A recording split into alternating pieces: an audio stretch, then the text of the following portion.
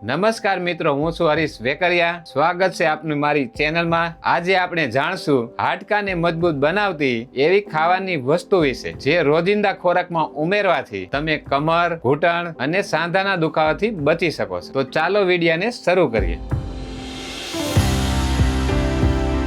પહેલું છે દૂધ અને દૂધની ઉત્પાદન. હાડકા માટે સૌથી મહત્વપૂર્ણ છે કેલ્શિયમ અને વિટામિન ડી. દૂધ, દહીં, છાશ અને પનીર જેવા એના શ્રેષ્ઠ સ્ત્રોત છે. દરરોજ 1-2 ગ્લાસ દૂધ પીવાથી હાડકા મજબૂત રહે છે અને ઓસ્ટિયોપોરોસિસ જેવી બીમારીથી બચી શકાય છે. બીજો છે તલ અને બદામ. તલમાં ભરપૂર કેલ્શિયમ અને ઝીંક હોય છે અને બદામમાં વિટામિન ઈ અને મેગ્નેશિયમ મળે છે જે હાડકાની ડેન્સિટી વધારવામાં મદદ કરે છે. રોજ સવારે 5-6 બદામ અને 1 ચમચી તલ ખાવું શરીર માટે ફાયદાકારક છે. ત્રીજું છે લીલા શાકભાજી. મેથી, પાલક, સરગવાના પાન અને ચોળી જેવા લીલા શાકમાં કેલ્શિયમ, આયરન અને ફોલિક એસિડ ભરપૂર હોય છે. આ શાકભાજી માત્ર હાડકાને મજબૂત નથી બનાવતી પણ બ્લડ સર્ક્યુલેશન પણ સુધારે છે. ચોથું છે આદુ અને હળદર. આદુ અને હળદર બંને રોજ આપણા રસોડામાં ઉપયોગમાં લેવાય છે. પણ શું તમે જાણો છો કે આ બંને હાડકા માટે કુદરતી દવા જેવી છે? હળદર હાડકામાં થતી સૂજન અને દુખાવો ઘટાડે છે. તે હાડકાને મજબૂત બનાવવામાં મદદરૂપ છે અને નવા કોષો બનાવવામાં મદદ કરે છે.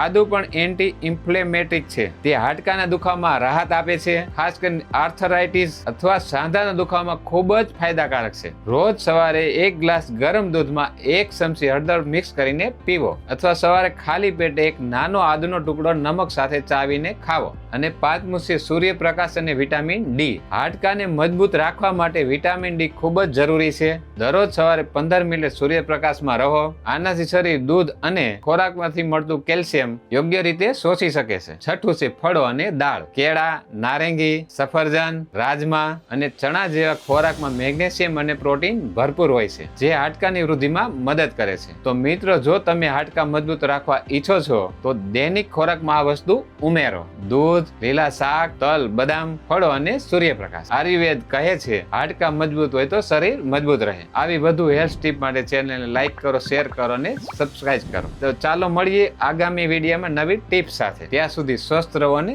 હસતા રહો.